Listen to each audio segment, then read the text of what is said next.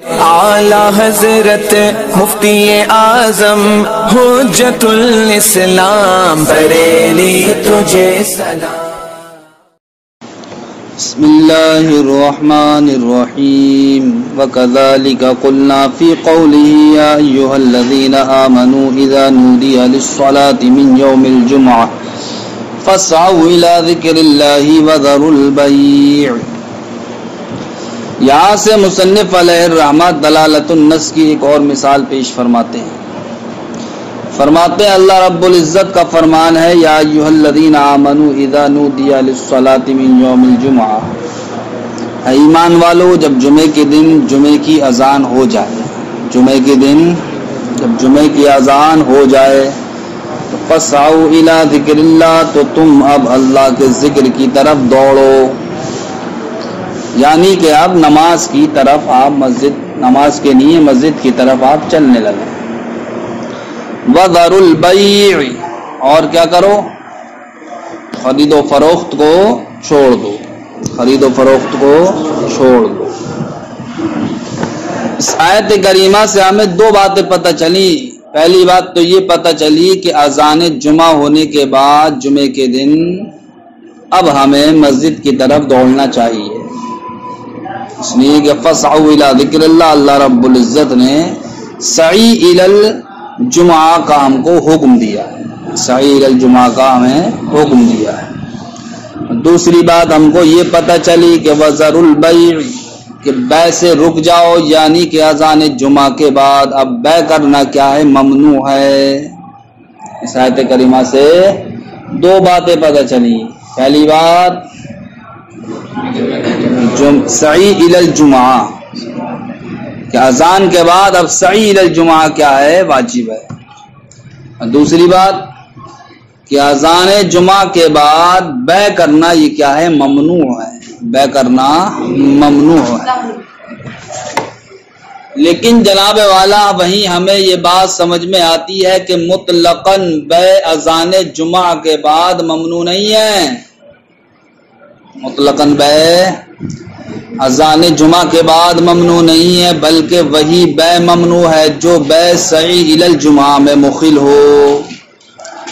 یعنی کہ اگر ہم ایسی خرید و فروخت کریں جس خرید و فروخت میں لگنے کی وجہ سے مسجد کی طرف دوڑنا ہمارا کیا ہو جائے؟ رک جائے، تو ایسی بے یہ کیا ہے؟ یہ ممنوع ہے۔ تو اب مطلقاً بے کیا ہوئی؟ ممنوع نہیں ہوئی، بلکہ وہ بے ممنوع ہوئی جو سعی الی الجمعہ میں کیا ہو؟ مخل ہو، جو سعی الی الجمعہ میں، سعی الی الجمعہ کا مطلب جو مسجد کی طرف جانے سے کیا کر دے؟ روک دے۔ تو جو بے سعی الی الجمعہ میں کیا ہو؟ مخل ہو، تو ایسی بے کیا ہوگی؟ ممنوع ہوگی۔ اب رہی وہ بے جو سعی الی الجمعہ میں مخل نہ ہو، مسجد کی طرف چلنا بھی پایا جائے اور بے بھی ہوتی رہے، تو کیا ایسی بے جائز ہے یا نہیں؟ تو فرماتے ہیں ایسی بے جائز ہے، تو اس بے کا جواز کیسے ہوگا؟ دلالت النص سے ہوگا، اس بے کا جواز۔ تو اب سعی الی الجمعہ کا واجب ہونا اور بے کو چھوڑ دینا، ایسی بے کو جو جناب والا سعی الی الجمعہ میں کیا ہو؟ مخل ہو، اس کا ثبوت کیسے ہے؟ عبارت النص سے ہے۔ اور وہ بے جو سعی الی الجمعہ میں مخل نہ ہو، اس کے جواز کا ثبوت کیسے ہے؟ دلالت النص سے ہے، اس کے جواز کا ثبوت دلالت النص سے ہے۔ تو فرماتے ہیں اگر کوئی انسان ایسی بے کر رہا ہے جو سعی الی الجمعہ میں مخل نہیں ہے، بہیں طور کہ کشتی پہ بیٹھا ہوا ہے، اس کے ساتھ دوسرا آدمی بیٹھا ہوا ہے، وہ دونوں آپس میں خرید و فروخت کر رہے ہیں اور وہ کشتی اس کو لے کر جامع مسجد کی طرف رواں دوا ہے، تو اب دیکھیے کہ جب کشتی پر سوار ہیں، وہ کشتی جامع مسجد کی طرف لے کے ان کو چل رہی ہے، تو سعی الی الجمعہ میں کمی آ رہی ہے کیا؟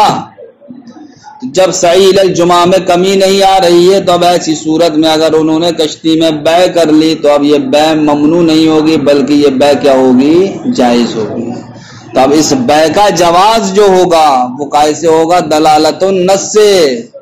اور جو بے سعی الی الجمعہ سے روک دے، اس بے کا ممنوع ہونا کیسے ثابت ہوگا؟ عبارت النص سے۔ سمجھ گئے؟ دو چیزیں ہوئی یہاں پر، ایک یہ وہ بے جو سعی الی الجمعہ میں مخل ہو، وہ بے کیا ہے؟ ممنوع ہے، اس بے کا ممنوع ہونا ثابت کیسے ہوگا؟ عبارت النص سے.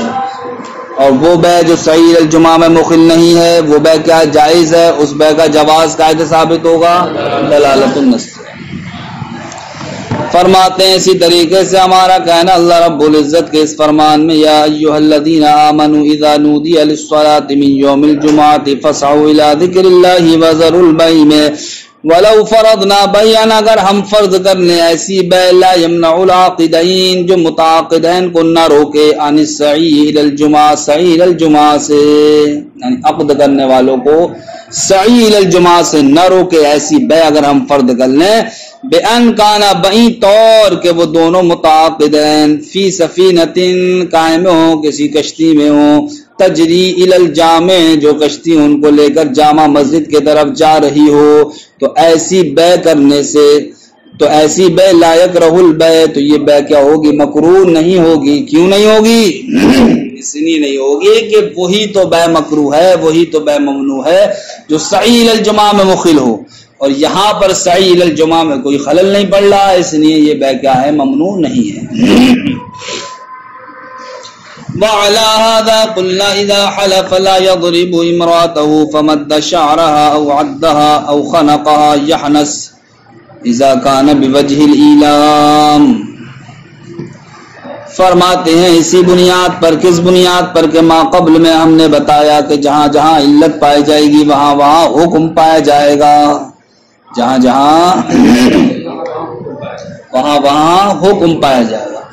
اسی پر قیاس کرتے ہوئے چند اور مسائل مصنف علیہ الرحمہ ارشاد فرماتے ہیں اگر کسی انسان نے قسم کھا لی کہ وہ اپنی بیوی کو نہیں مارے گا، کیا قسم کھا لی کہ اپنی بیوی کو نہیں مارے، تو لا یضرب امرأتہ، سنتے ہی لغت کے جاننے والے کو کیا پتہ چل جائے گا؟ یہ پتہ چل جائے گا کہ اس کا مقصود نہ مارنے کی قسم کھانے سے کیا ہے؟ بیوی کو تکلیف نہ پہنچانا، بیوی کو تکلیف نہ پہنچانا. ٹھیک، اب ہر وہ کام جس سے بیوی کو تکلیف پہنچے اب اس سے اس کی قسم ٹوٹے گی نہیں ٹوٹے گی؟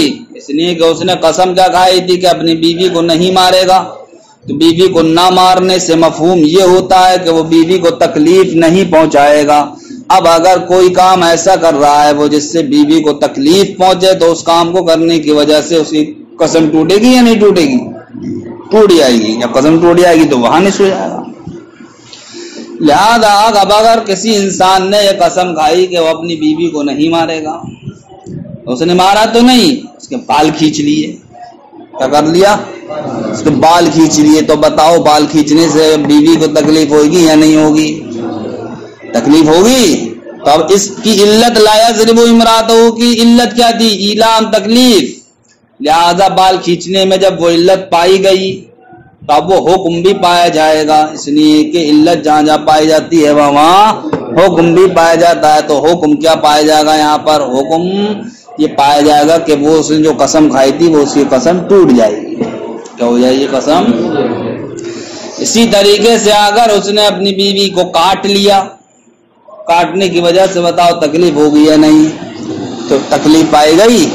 تب تکلیف پائے جانے کی وجہ سے علت پائی گئی. جب علت پائی گئی تو اب حکم یعنی کہ قسم کا ٹوٹنا پایا جائے گا. لہذا اب وہ کیا ہو جائے گا؟ حانث ہو جائے گا. اسی طریقے سے اگر کسی انسان نے اپنی بیوی کو مارا تو نہیں لیکن اس کا گلا دبا دیا، کیا کر دیا؟ گلا دبانے سے بتاؤ تکلیف ہوگی یا نہیں؟ تکلیف ہوگی. تو جب تکلیف ہوگی تو دیکھو علت پائی گئی یا نہیں. جب علت پائی گئی تو اب حکم بھی پایا جائے گا. حکم کیا تھا؟ حانث ہو جانا. لہذا اب اگر کسی انسان نے اپنی بیوی کا گلا دبا دیا جبکہ وہ قسم کھا چکا ہو کہ وہ اس کو نہیں مارے گا، تو اب وہ گلا دبانے کی وجہ سے تکلیف پائی گئی تو اب وہ کیا ہو جائے گا؟ حانث ہو جائے گا. لیکن جناب والا اگر اس نے اس طریقے پر مارا کہ اس مار سے بیوی کو تکلیف نہیں پہنچی، بال اس طریقے پر کھینچے کہ بیوی کو تکلیف نہیں پہنچی، کاٹا اس طریقے پر کہ بیوی کو تکلیف نہیں پہنچی، یا جناب والا گلا اس طریقے سے دبایا بیوی کو تکلیف نہیں پہنچی. ٹھیک، تو جب تکلیف نہیں پہنچی تو اب بتاؤ علت پائی گئی؟ اب علت نہیں پائی گئی. جب علت نہیں پائی گئی تو اب حکم پایا جائے گا.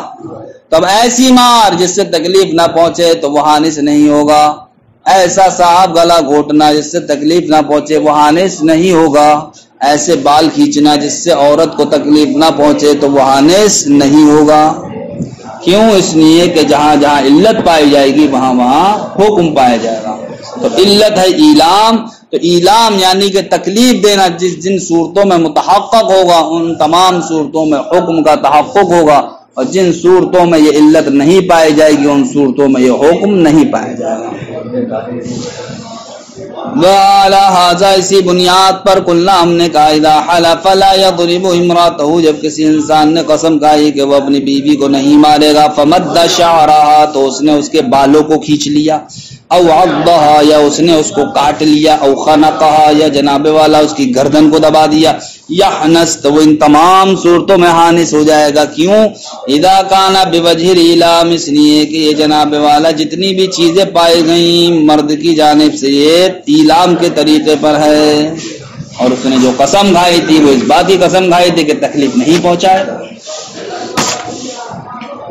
وَلَوْ وُجِدَ صُورَةُ الضَّرْبِ، اور اگر مارنے کی صورت کوئی پائی جائے ایسی کہ جس میں جناب والا تکلیف نہ ہو، وَمَدُّ الشَّعْرِ، اور جناب والا بال کھینچنے کی صورت ایسی پائی جائے کہ جس میں تکلیف نہ ہو، یہ صورت کب ہوگی؟ عند الملاعبتی، کھیل کود کے وقت، دل لگی کے وقت، سمجھے؟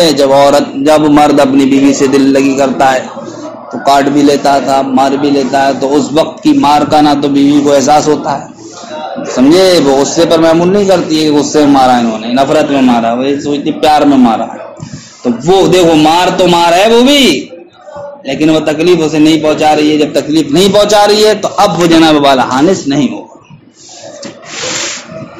لا یانس، تو وہ حانس نہیں ہوگا۔ ومن حلف لا يضرب فلانا فضربه بعد موته لا يحنس لانعدام معنى الضرب وهو الإيلام، فرماتے ہیں اگر کسی انسان نے یہ قسم کھا لی کہ وہ فلاں کو نہیں مارے گا، فلاں کو نہیں مارے گا، یہ قسم کھا لی، لیکن اب قسم کھانے والے نے فلاں کو مارا، کب مارا؟ فلاں کے مرنے کے بعد، فلاں کے مرنے کے بعد، تو اب بتاؤ فلاں کو مارنا پایا گیا یا نہیں؟ فلاں کو مارنا پایا گیا؟ ارے فلاں کو مارنا پایا گیا، ارے مار تو اسی کے جسم کو رہا ہے، یہ الگ بات ہے کہ اب یہ جسم مردہ ہے۔ ارے پہلے زندہ تھا، اس نے قسم کھائی کہ میں اس کو نہیں ماروں گا، مثلا زید کو میں نہیں ماروں گا، یہ اس نے قسم کھائی تھی، اب زید صاحب مر گئے، مرنے کے بعد اب اس کے مردہ جسم کو اس نے کیا کیا؟ مارا، تو مارنا پائے گا نہیں پائے گا؟ تو اب بتاؤ ایسی صورت میں وہ حانس ہوگا یا نہیں؟ وہ حانس نہیں ہوگا۔ کیوں نہیں ہوگا؟ اس لیے کہ علت نہیں پائی جا رہی ہے یہاں پر۔ مارنے کی علت کیا تھی؟ تکلیف۔ تو اب جب اس نے مارا مرنے کے بعد تو اب اس کے جسم کو بظاہر تکلیف نہیں پہنچی، جب اس کے جسم کو بظاہر تکلیف نہیں پہنچی تو اب علت ہو گئی مفقود، اور علت کے مفقود ہونے سے حکم بھی کیا ہو جاتا ہے؟ مفقود ہو جاتا ہے، لہذا اب وہ مرنے کے بعد مارنے کی صورت میں حانس نہیں ہوگا۔ اسی طریقے سے اگر کسی انسان نے قسم کھائی کہ وہ فلاں سے گفتگو نہیں کرے گا، فلاں سے، اب اس نے فلاں سے گفتگو کری، کب؟ جب فلاں صاحب چلے گئے اس دنیا سے، مر چکے، تو اب بتاؤ گفتگو پائی گئی نہیں پائی گئی؟ فلاں سے گفتگو کرنا پایا گیا، لیکن جناب والا علت نہیں پائی گئی۔ علت کیا ہے گفتگو کی؟ گفتگو کی علت اپنی بات دوسرے کو سمجھانا۔ تو اب سمجھانا جب انسان مر چکا ہے تو اب بتاؤ سمجھانا یا متحقق ہوگا؟ جب سمجھانا متحقق نہیں ہوگا تو علت کیا ہو گئی؟ یا مفقود ہو گئی، اور اب یہ آپ نے جانا کہ علت کے فوت ہونے سے کیا ہو جاتا ہے؟ حکم بھی فوت ہو جاتا ہے، لہذا اب حکم کیا تھا؟ حانس ہونا، تو وہ حانس نہیں ہوگا۔ کیوں؟ اس لیے کہ علت نہیں پائی گئی۔ فرماتے ہیں ومن حلف، وہ جس نے قسم کھائی لا یضرب فلانا کہ فلاں کو نہیں مارے گا، فضربہ تو اس نے اس کو مارا، بعد موتہ فلاں کے مرنے کے بعد، لا یحنس تو وہ حانس نہیں ہوگا۔ کیوں؟ لانعدام معنی الضرب وهو الإيلام، اس لیے کہ ضرب کا معنی کیا ہے؟ وہ ضرب کا معنی تکلیف دینا، وہ یہاں پر کیا ہے؟ معدوم ہے۔ اور ضرب کے معنی کے معدوم ہونے کی وجہ سے. معنی کہہ لو یا کہہ لو ضرب کی جو علت ہے تکلیف دینا وہ کیا ہے؟ یہاں معدوم ہے. وَقَضَى لَوْ حَلَفَ اسی طریقے سے اگر کسی انسان نے قسم کھائی لا يَتَكَلَّمْ فُلَانًا کہ وہ فلاں سے گفتگو نہیں کرے گا فَكَلَّمَهُ بَعْدَ مَوْتِهِ تو اس نے اس سے گفتگو کر لی اس کے مرنے کے بعد لا يَحْنَث تو وہ حانث نہیں ہوگا. کیوں؟ لِعَدَمِ الْإِفْهَامِ اس لیے کہ تکلم کی علت کیا ہے؟ سمجھانا. اب وہ سمجھانا کیا ہو گیا یہاں پر؟ معدوم. تو علت ہو گئی معدوم. علت کے معدوم ہونے سے اب حکم بھی کیا ہو جائے گا؟ معدوم. کہتے ہیں وہ بے اعتباری حاصل معنی اسی معنی کا اعتبار کرتے ہوئے. کس معنی کا اعتبار کرتے ہوئے؟ کہ جہاں جہاں علت پائی جاتی ہے وہاں حکم پایا جاتا ہے. اسی معنی پر قیاس کرتے ہوئے ایک اور مسئلہ بیان فرماتے ہیں. اگر کسی انسان نے یہ قسم کھا لی کہ وہ جناب والا گوشت نہیں کھائے گا. کیا نہیں کھائے گا؟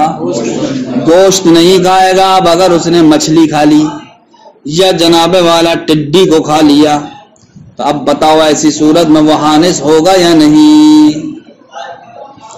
جس انسان نے قسم کھائی تھی کہ وہ گوشت نہیں کھائے گا تو اب اس نے مچھلی کو کھا لیا یا ٹڈی کو کھا لیا تو اب بتاؤ مچھلی یا ٹڈی کو کھانا یہ گوشت کو کھانا ہے یا نہیں؟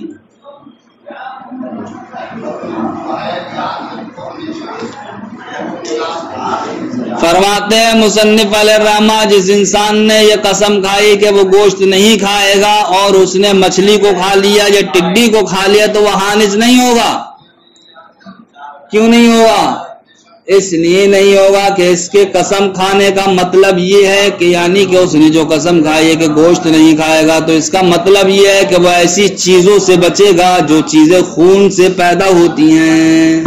جو چیزیں خون سے پیدا ہوتی ہیں. اب اگر اس نے خون سے پیدا ہونے والی چیز کو کھا لیا تب تو وہ حانث ہوگا اور اگر خون سے پیدا ہونے والی چیز کو نہیں کھایا تو وہ حانث نہیں ہوگا.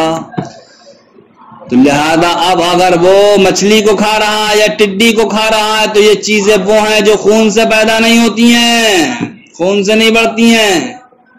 جب مچھلی اور ٹڈی ایسی چیز ہے کہ جو خون سے نہیں بڑھتی ہیں تو اب ان کو کھانے سے انسان حانث بھی نہیں ہوگا. اور اگر اسی انسان نے کس کو کھا لیا, خنزیر کو کھا لیا یا انسان کو کھا لیا تو ایسی صورت میں وہ حانث ہو جائے گا. کیوں؟ اس لیے کہ یہ گوشت وہ گوشت ہے جو خون سے بڑھتا ہے. اور اس کے قسم کھانے کا مطلب یہ تھا کہ جناب والا اس سے ان چیزوں سے بچنا تھا جو چیزیں خون سے پروان چڑھتی ہیں. لیکن اب اس نے کھا لیا خنزیر کا گوشت معاذ اللہ, یا کھا لیا اس نے انسان کا گوشت, تو یہ تو گوشت وہ ہے جو خون ہی سے پروان چڑھتا ہے. لہذا علت پائی جانے کی وجہ سے خنزیر اور انسان کا گوشت کھانے کی بنیاد پر وہ حانث ہو جائے گا. لیکن اگر مچھلی کو یا ٹڈی کو کھا لیا تو جناب والا یہ چیزیں تو وہ ہیں جو خون سے پروان نہیں چڑھتی ہیں. لہذا علت یہاں پر مفقود ہو گئی اور علت کے مفقود ہونے سے حکم مفقود ہو جاتا ہے. تو اب مچھلی یا ٹڈی کو کھانے سے انسان حانث نہیں ہوگا. بات سمجھ میں آ گئی؟ کہتے ہیں وہ بے اعتبار یادل معنی اسی معنی کا اعتبار کرتے ہوئے. کس معنی کا اعتبار کرتے ہوئے؟ کہ حکم علت کے ساتھ کیا کرتا ہے؟ گردش کرتا ہے. جہاں علت پائی جاتی ہے وہاں حکم پایا جاتا ہے, جہاں علت نہیں وہاں حکم نہیں. اذا حلف لا یاکل لحما اگر کسی نے قسم کھا لی کہ وہ گوشت نہیں کھائے گا فاکل لحم السمک تو اس نے مچھلی کا گوشت کھا لیا, اب الجراد یا جناب والا ٹڈی کا گوشت کھا لیا, لا یحنث تو وہ حانث نہیں ہوگا. ولو اکل لحم الخنزیر اور اگر اس نے خنزیر کا گوشت کھا لیا, بالانسان یا انسان کا گوشت کھا لیا, یحنث تو وہ حانث ہو جائے گا. کیوں؟ لأن العالم باول السماع اس لیے کہ جناب والا لغت کا جاننے والا اول سماع سے ہی جان لے گا ان الحامل علی هذا الیمین کہ وہ انسان کہ جو جناب والا اس قسم کو کھانے والا ہے, جان لے گا کہ ان الحامل کہ وہ انسان کہ جس کو ابھارا کس بات نے کہ وہ قسم کھائے گوشت نہ کھانے کی, یعنی کہ اس قسم پر ابھارنے والی چیز انما هو الاحتراز اما ينشئ من الدم, یہ احتراز کرنا ہے ان چیزوں سے جو خون سے کیا ہوتی ہیں؟ پروان چڑھتی ہیں, جو خون سے پیدا ہوتی ہیں. فیکون الاحتراز عن تناول الدمیات، تو اب جناب والا دموی چیزوں کو تناول کرنے سے احتراز یہ اب کیا ہوگا، لازم ہوگا۔ اب دیکھا جائے گا کہ اس نے کون سی چیز کھائی ہے، اگر ایسی چیز کھائی ہے جو خون سے پروان چڑھتی ہیں تو علت پائے جانے کی وجہ سے خالص ہو جائے گا وہ، اور اگر ایسی چیز کھائیں جو خون سے پروان نہیں چڑھتی ہیں تو علت کے فوت ہو جانے کی وجہ سے حکم بھی کیا ہو جائے گا، فوت ہو جائے گا۔ تو اب جو اس نے قسم کھائی تھی تو اس کی قسم اس معنی کو لے کر منعقد ہوئی کہ اسے ان چیزوں سے بچنا ہے جو چیزیں خون سے پروان چڑھتی ہیں۔ فیدار الحکم علی ذالک، تو اب حکم جناب والا اسی معنی پر گردش کرے گا۔ لہذا مچھلی کو کھانے میں، ٹڈی کو کھانے میں جناب والا وہ علت نہیں پائی گئی، جب علت نہیں پائی گئی تو وہ حانث نہیں ہوگا، اور خنزیر اور انسان کے گوشت میں جناب والا وہ علت پائی گئی، اس لیے اس کو کھانے سے حانث ہو جائے گا۔